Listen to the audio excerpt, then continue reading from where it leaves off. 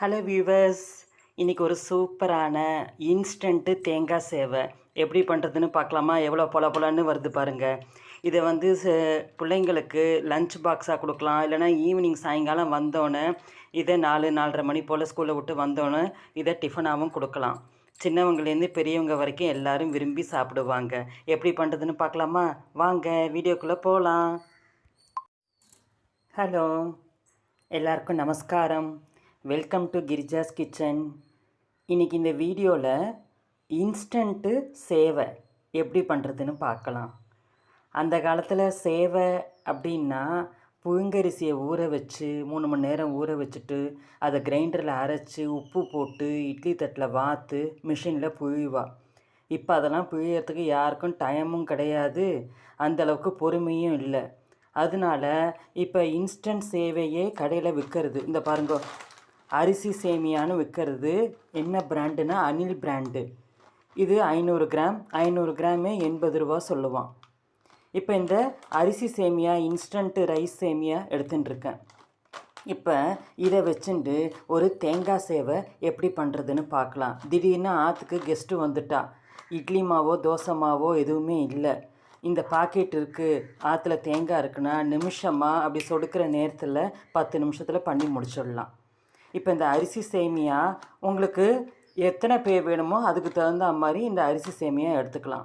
அந்த அரிசி சேமியா எடுத்துன்ட்டு ஒரு அகலமான பாத்திரத்தில் தண்ணியை வச்சு தண்ணி நல்லா கொதித்து வந்தோடனே இந்த அரிசி சேமியாவை அதோடு போட்டு கரெக்டாக 3 நிமிஷம்தான். 3 நிமிஷத்தில் அடுப்பை ஆஃப் பண்ணிவிட்டு இந்த மாதிரி ஒரு வடிகட்டின பாத்திரத்தில் கொட்டிட்டேன்னா இதை பாருங்கள் எவ்வளோ உதிராக வருது பாருங்க. நம்ம புழிஞ்சால் கூட இந்த அளவுக்கு வராது, அவ்வளோ உதிராக வருது பாருங்க. இப்போ சேவை ரெடி ஆகிடுது.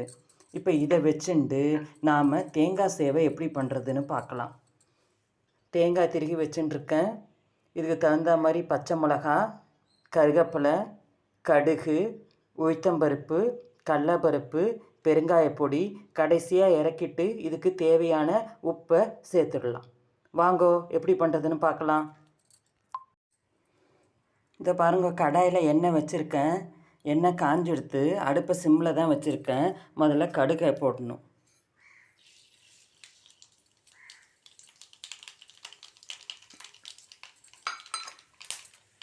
கடுகு நல்லா பொரிஞ்சு வந்துடுத்து.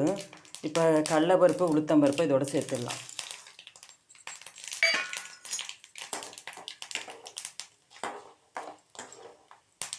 தேங்காய் எண்ணெயில் பண்ணினா நல்லா டேஸ்ட்டாக இருக்கும். என்கிட்ட தேங்காய் எண்ணெய் இல்லை, அதனால் சமையல் எண்ணெயை பயன்படுத்துகிறேன், கோல்டு வின்னரையே பயன்படுத்துகிறேன். இந்த கடுகு உளுத்தம்பருப்பு நல்லா செவந்து வந்தோடனே பச்சை மிளகா கருவேப்பிலையை போட்டுட்டு கடைசியாக இந்த தேங்காயை போட்டு ரொம்ப செவக்கணுங்கிறது இல்லை, லைட்டாக ஒரு பொன்னேரம் வந்த உடனேயே எடுத்துடலாம். 2 பரட்டினோடனே எடுத்துடலாம். ரொம்ப செவக்க விட்டு பண்ணோம்னா டேஸ்ட்டு நல்லா இருக்காது.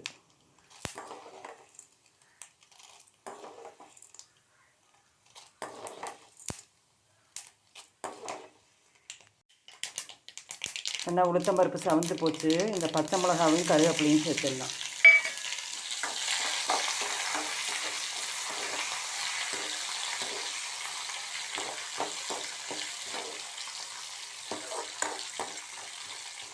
திருகி வச்சுருக்கோம் இல்லையா இந்த தேங்காயும் இதோட போட்டுடலாம்.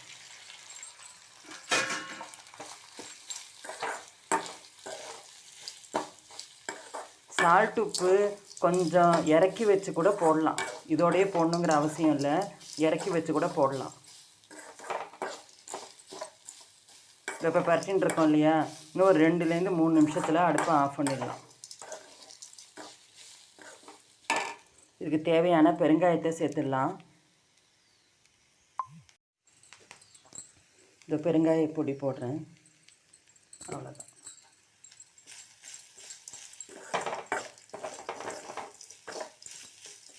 ரொம்ப செவக்கணுங்கிறது இல்லை. இதை இப்போ அடுப்பை ஆஃப் பண்ணிடலாம். ஆஃப் பண்ணிவிட்டு இதுக்கு தேவையான உப்பு, சால்ட் உப்பு போட்டுடலாம்.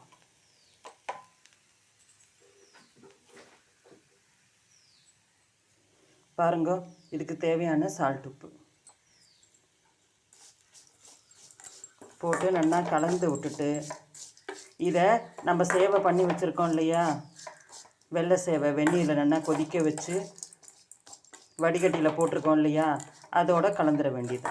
கலந்துட்டோம்னா சேவை ரெடி. இது குயிக்காக பண்ணிடலாம்.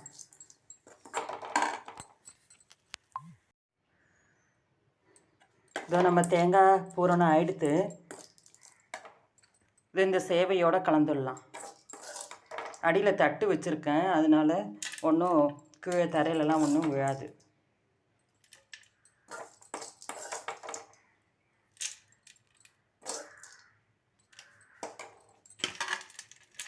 இதை அப்படியே போட்டு கலந்து விட்டுற வேண்டியதுதான்.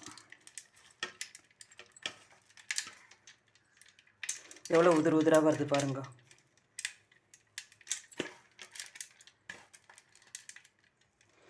குழந்தைகளுக்கு இதை ஈவினிங் டிஃபனாக கொடுக்கலாம். ஒரு 4-4:30 மணி போல் ஒரு ஞாயிற்றுக்கிழமைனா டிஃபனாக கொடுக்கலாம். ரொம்ப விரும்பி சாப்பிடுவா. இதுக்கு தொட்டுக்கிறதுக்கு எதுவுமே வேணுங்கிறதே இல்லை. இதுலேயே பச்சை மிளகா, கடுகு, உளுத்தம்பருப்பு, பெருங்காயம் எல்லாம் போட்டிருக்கோம். வேணும்னா நீங்கள் தேங்காய் சட்னி அரைச்சிக்கலாம். இன்னும் கொஞ்சம் தேங்காய் பொடி இருக்கு இல்லையா, அதையும் இதோடு சேர்த்துடலாம். சரியாக இருக்கும்.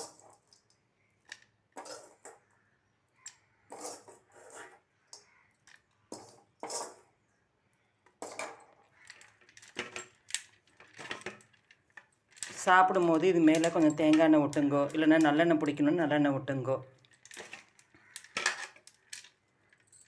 பாருங்க, தேங்காய் சேவை ரெடி ஆகிடுது. I hope you all like this video. Thank you.